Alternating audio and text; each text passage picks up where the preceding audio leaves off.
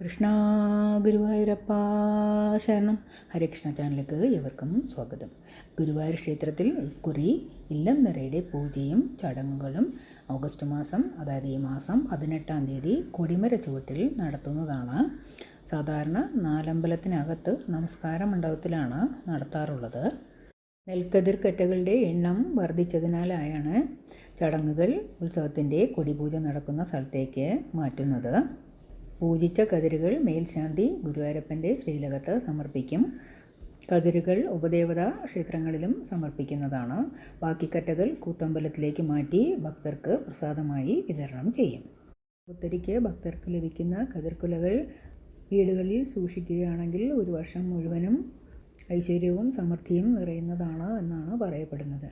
ഏവർക്കും ഗുരുവായൂരപ്പ ഭഗവാന്റെ അനുഗ്രഹം ഉണ്ടാകട്ടെ എന്ന് പ്രാർത്ഥിക്കുന്നു. ഹരേ കൃഷ്ണ. സർവം കൃഷ്ണാർപ്പണമസ്തു.